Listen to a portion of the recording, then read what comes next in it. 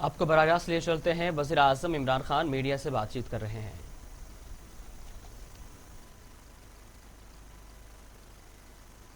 جو ہمارے نبی صلی اللہ علیہ وسلم نے پہلی ایک اسلام کی ریاست بنائی تھی، وہ ایک نظریے پہ بنی تھی۔ وہ نظریہ کیا ہے؟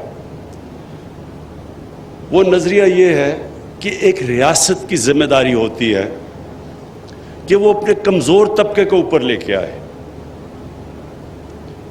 وہ کمزور طبقہ خود اوپر نہیں آ سکتا، اس کو مدد کی ضرورت ہوتی ہے۔ اور ریاست کی سب سے زیادہ ذمہ داری ہوتی ہے کہ اپنے کمزور لوگوں کو، جس طرح دنیا کی تاریخ کی پہلی فلاحی ریاست بنائی گئی مدینہ میں، کبھی دنیا میں کوئی سوچ نہیں تھی فلاحی ریاست کی۔ مدینہ کی ریاست میں انہوں نے ذمہ داری لی بیووں، یتیموں، معذوروں، بوڑھوں کو، غریبوں کو۔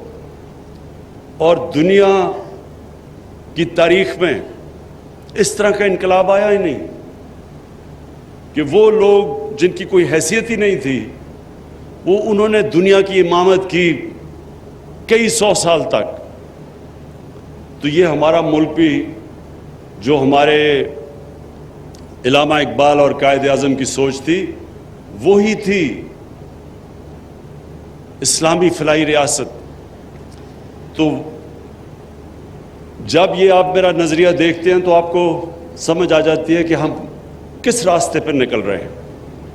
ہماری یہ کوشش ہے کہ جو ہمارے کمزور طبقہ ہے ہم اس کو اوپر اٹھائیں۔ گورنمنٹ کی ساری پالیسیز وہ ہوں کمزور طبقے کو اوپر لانے کے لیے۔ اور جب آپ کمزور طبقے کی بات کرتے ہیں تو آپ وہ علاقوں کی بات کرتے ہیں جو پیچھے رہ جاتے ہیں۔ کئی جب ملک میں ترقی ہوتی ہے کیا ہے، تو جو ترقی ہونی چاہیے وہ سب کو اوپر اٹھانے کے لیے ہونی چاہیے۔ یہ نہیں کہ ایک علاقہ اوپر چلا جائے اور باقی ملک پیچھے رہ جائے۔ لہذا میرا بڑا واضح موقف ہے قبائلی علاقے کے اوپر، بلوچستان پہ۔ اور کئی ہماری ڈسٹرکٹس ہیں پنجاب میں، مثلا ڈی جی خان، میاں والی، یہ سب پیچھے رہ گئے ہیں۔ سندھ کے کئی علاقے اندرون سندھ میں پیچھے رہ گئے ہیں۔ تو لہٰذا جو علاقے سب سے پیچھے رہ گئے ہیں ان میں قبائلی علاقہ سب سے نمایاں ہے، کیونکہ جو سسٹم بنا تھا قبائلی علاقے کا، قبائلی علاقہ کا اسپیشل سٹیٹس تھا۔ پاکستان کے صرف 44 قانون قبائلی علاقوں میں لاگو تھے۔ تو قبائلی علاقے کی کسی نے، کیونکہ قبائلی علاقے کی ووٹ سے تو کوئی اقتدار میں نہیں آتا تھا، نہ سینٹر میں اور نہ تب نارتھ ویسٹ فرنٹیئر پروونس تھا، اب صوبہ پختونخوا۔ اس میں تو اس کو قبائلی علاقے کی ووٹ کی ضرورت نہیں تھی۔ تو جس طرح سندھ کے اندر جو پارٹی اندرون سندھ سے آتی ہے وہ کراچی کے لیے کچھ نہیں کرتی، تو کراچی کے جو آج کل برے حالات ہیں اس لیے کہ جو پارٹی ووٹ لے کے آتی ہے وہ تو اندرون سندھ سے لے کے آتی ہے، تو ان کے لیے ڈیولپمنٹ کرتی ہے۔ اس سے پہلے یہ جو پنجاب کے اندر نون لیگ کا گڑھ سینٹرل پنجاب تھا اور لاہور اصل میں گڑھ تھا، تو وہ ڈیولپمنٹ ایک ہی جگہ پہ لے جاتی تھی، باقی علاقے پیچھے رہ جاتے تھے۔ ہمارا موقف یہ ہے کہ جو علاقے پیچھے رہ گئے ہیں ہم نے سب سے زیادہ ان کے اوپر توجہ دینی ہے۔ اور میں جب آپ کو یہ کہتا ہوں کہ انشاءاللہ، محمود خان بات ٹھیک کہتے ہیں کہ جب انشاءاللہ ہم بات کرتے ہیں قبائلی علاقے کی، ہماری پوری کوشش ہے کہ ہم زیادہ سے زیادہ فنڈز قبائلی علاقے کے اوپر خرچ کریں۔ مجھے تھوڑا سا افسوس بھی ہوتا ہے کہ حالانکہ ہمارے صوبوں نے یہ وعدہ بھی کیا تھا ہمارے آنے سے پہلے کہ 3% وہ اپنے NFC ایوارڈ سارے صوبے دیں گے قبائلی علاقے کو، لیکن اب ہم نے جب ہمیں حکومت ملی تو وہ صوبے تیار نہیں ہیں اپنے وہ فنڈ دینے کے لیے جو انہوں نے وعدہ کیا ہوا تھا۔ میں ان کو یاد کراتا ہوں کہ ہمارے دین کے اندر قرآن کے اندر یہ بڑا واضح لکھا ہوا ہے کہ اپنے وعدوں کو پورا کرو. مسلمان اپنے وعدے پہ کھڑا ہوتا ہے اور انشاءاللہ میری پوری کوشش ہے کہ ان سارے صوبوں سے جو باقی صوبے ہیں، پختونخوا نے تو اپنا شیئر دے دیا، لیکن باقی صوبے کہتے ہیں جی آگے ہی بڑے برے حالات ہیں، آگے ہمیں پیسہ نہیں پورا مل رہا. کیونکہ ملک کے تو آپ سب جانتے ہیں کہ پچھلے 2 سال سے حالات برے ہیں. ٹھیک ہونے والے تھے، پھر کرونا آ گئی، کرونا کی وجہ سے ہمارے پیسہ کم اکٹھا ہوا. لیکن میں پوری کوشش کروں گا انشاءاللہ کہ پختون جو ہمارا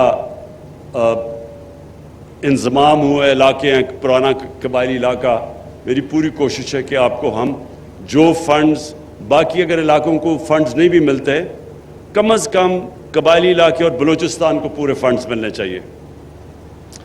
جو محمود خان آپ نے بات کی کہ جو آپ کو ڈیولپمنٹ کے لیے قبائلی علاقے کے لیے فنڈز چاہیے، انشاءاللہ اس کے اوپر ہم پورا زور لگا رہے ہیں. اور آپ کو پتہ ہے کہ پلاننگ کو میں نے پورا کہا ہوا ہے منسٹری آف پلاننگ کو کہ قبائلی علاقے کے لیے آپ کہیں سے بھی فنڈز پورے کریں.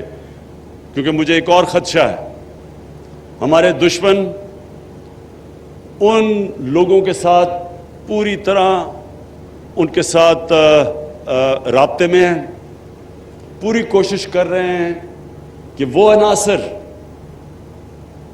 جو نہیں چاہتے یہ انضمام قبائلی علاقے کا اور پختونخوا کا، وہ پوری کوشش کریں گے کہ کوئی نہ کوئی انتشار پھیلایا جائے.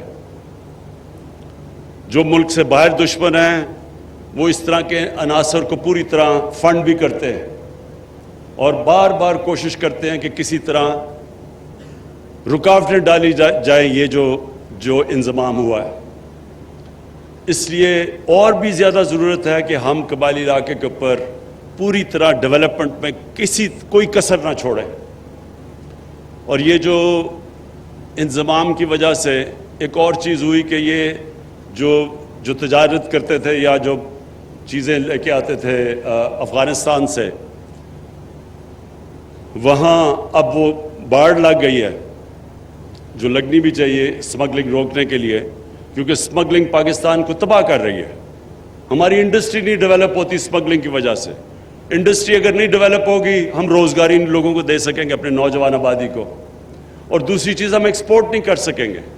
اگر ایکسپورٹ نہیں کر سکیں گے پاکستان کبھی بھی یہ قرضوں کی دلدل سے نہیں نکل سکتا. تو اس کے لیے ہمیں اسمگلنگ تو روکنی ہے.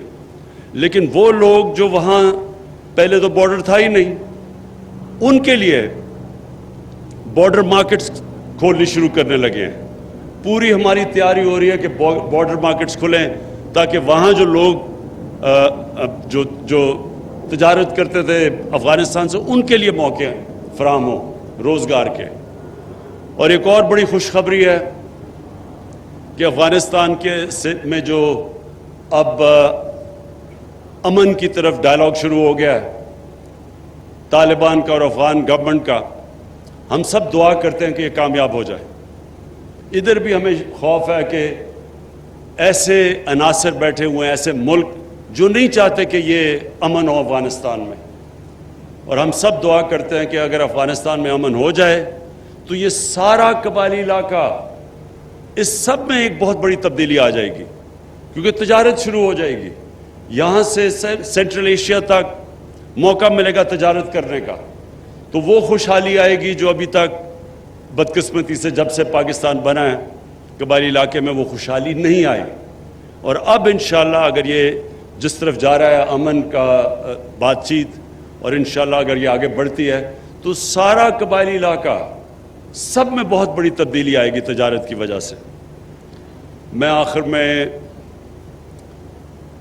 محمود خان آپ کو پوری اپنی طرف سے اور اپنی فیڈرل گورنمنٹ کی طرف سے آپ کو یہ پورا آپ کو اعتماد سے کہتا ہوں کہ ہر قسم کا آپ کے ساتھ آپ کی مدد کی جائے گی کہ یہ جو قبائلی علاقے جو آپ کا حصہ بنے پختونخوا کا، ان کی ہر قسم کی مدد کی جائے، ہر قسم کے فنڈز دیے جائیں، ہر قسم کی ڈیولپمنٹ کی جائے، کیونکہ یہاں لوگوں کو سب سے زیادہ ضرورت ہے. اور وجہ اس کی یہ کہ 70 سالوں میں یہ कबायली इलाका पीछे रह चुका है। सबसे ज़्यादा गुर्बत यहाँ है, सबसे कम तालीम इस इलाके में है, सबसे कम रोज़गार इस इलाके में है। यहाँ से लोगों को दूर दूर जाना पड़ता है रोज़गार लेने के लिए। इसलिए हमारी पूरी कोशिश होगी कि इस इलाके में इंडस्ट्री भी लगे, और इंडस्ट्री वो लगे जो एक्सपोर्ट कर सके, ख़ास तौर पे अफ़गानिस्तान, सेंट्रल एशिया में। जो एक और बहुत बड़ा ज़रिया माश इस सारे इलाके में हो सकता है, जैतून हम कोशिश कर रहे हैं सब इस इलाके में जैतून के दरख्त लगाएं। ये जो हमने स्टडी किया है, यहाँ से लेके नीचे वज़ीरिस्तान तक, ये वो इलाका है जो सबसे ज़्यादा जिधर जैतून के दरख्त बेहतरीन उगते हैं। और अगर ये अगले 3-4 साल तक जो हम दरख्त उगा रहे हैं, ये आपको यही इस इलाके में इतनी आमदनी दे देगा कि आपको किसी को अभी तक अंदाज़ा नहीं। क्योंकि जो जैतून है वो दुनिया में भी एक्सपोर्ट कर सकते हैं, और हम जो बाहर से इतना ज़्यादा जो तेल यानी घी वो जो बाहर से इंपोर्ट करते हैं वो भी हमें नहीं करना पड़ेगा, और ये इससे एक्सपोर्ट्स भी बढ़ेंगी और इस सारे इलाके में इंशाल्लाह खुशहाली भी आएगी। बहुत बहुत शुक्रिया।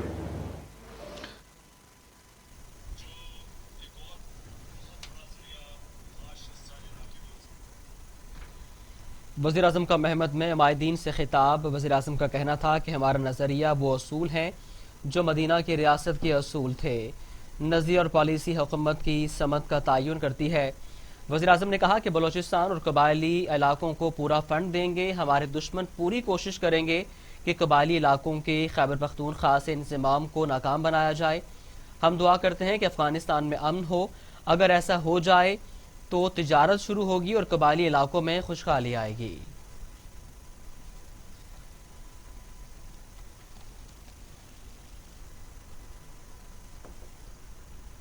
आगे बढ़े और आपको बताएं कि सूबा सिंध में आलमी वबा कोरोना वायरस के सबब 6 माह से बंद तमाम तालीमी इदारे खुल गए हैं।